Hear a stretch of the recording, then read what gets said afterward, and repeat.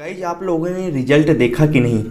संघ लोक सेवा आयोग यूपीएससी 2020 के नतीजे 24 सितंबर 2021 को जारी किए गए हैं। फाइनल रिजल्ट में कुल 761 कैंडिडेट को चुना गया है। साल 2020 में सिलेक्ट हुए 100 कैंडिडेट्स की हम सक्सेस जर्नी पर एक सीरीज चला रहे हैं।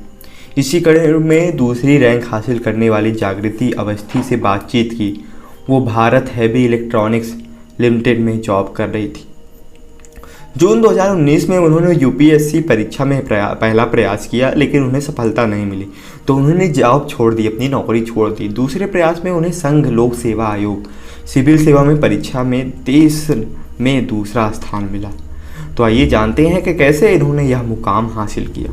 जागृति का जन्म छतरपुर में हुआ। मध्य प्रदेश के भोपाल की रहने वाली जागृति की प्रारंभिक शिक्षा महर्षि विद्या मंदिर रतनपुर भोपाल से पूरी हुई।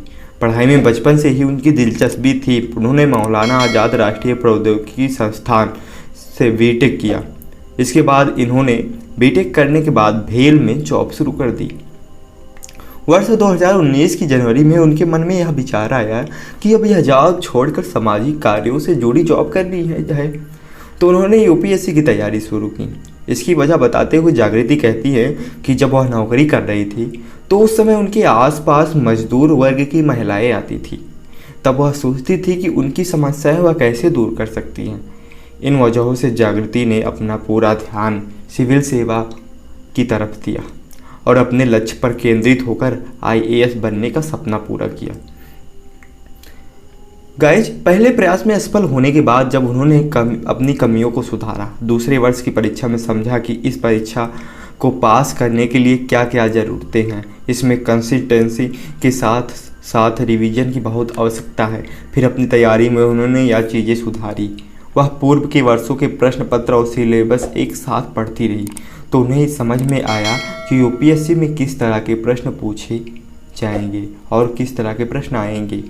उन्होंने अपनी एक बुक लिस्ट बनाई, बार बार रिवीजन किया, मॉक टेस्ट दिए, अभ्यास किया, गलतियों को सुधारती रही।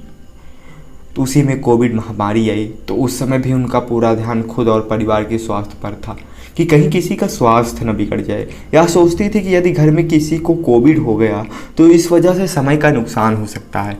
कोविड महामारी के समय आइसोलेशन का जो लंबा फेज होता है, जिस समय कोविड महामारी चल रही थी, उस समय घर से ही पढ़ाई करती रही, समय का सदुपयोग किया।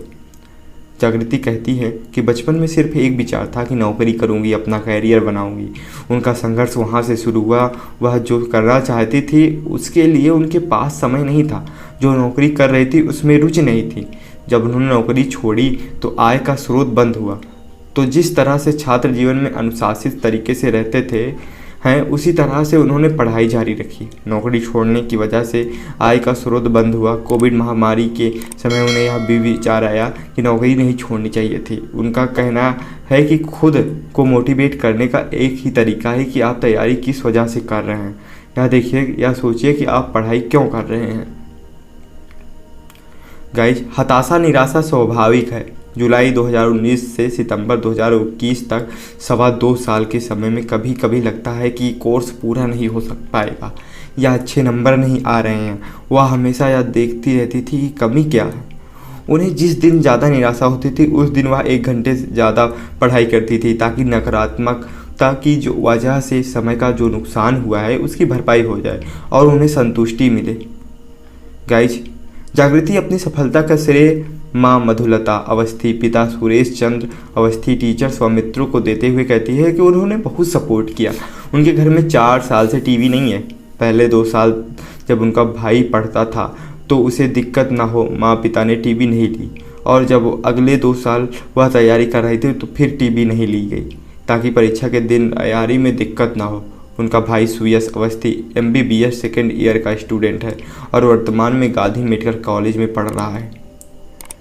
गाइज जागृति कहती है कि कंपटीशन क्रैक करने के लिए किस तरह से पढ़ाई करने की ज़रूरत है, इसे समझिए। प्रतिदिन पढ़ाई करिए। कंसिस्टेंसी महत्वपूर्ण है। रिवीजन पर ध्यान दीजिए। अपनी गलतियां निकालिए। प्रैक्टिस करके टेस्ट देकर और फिर उन गलतियों को सुधारने में लगे रहिए। सबसे महत्वपूर्ण है कि खुद पर भरोसा रखिए। यदि आप एक सकारात्मक सोच, पॉजिटिव थिंकिंग के साथ आगे बढ़ेंगे तो निश्चित अपने लक्ष्य तक पहुंच जाएंगे। कई सारे मटेरियल के पीछे मत भागिए। गलतियों पर सिर्फ अफसोस जताने के बजाय उनमें सुधार लाइए। बार बार डिप्रेस मत होइए और इसका असर अपनी पढ़ाई पर मत पड़ने दीजिए। इसके अलावा परीक्षा को ही जीवन समझ लेना ठीक नहीं है, क्योंकि परीक्षा आपके जीवन का सिर्फ एक छोटा सा हिस्सा है। हमेशा पॉजिटिव रहिए। आप यह सफल नहीं होंगे तो कहीं और जाकर अच्छा करेंगे, ये पक्का है। तो गाइज ऐसी रही इनकी जर्नी और ऐसे इन्होंने second rank all over India में पाया। तो आपको इनकी जर्नी कैसी लगी कमेंट करके बताइए। मिलेंगे आपसे किसी दूसरे वीडियो में, तब तक के लिए वीडियो को लाइक कर देना और चैनल को सब्सक्राइब कर लेना और इस वीडियो को कुल पहुंचा देना। Bye bye, tata, love you all.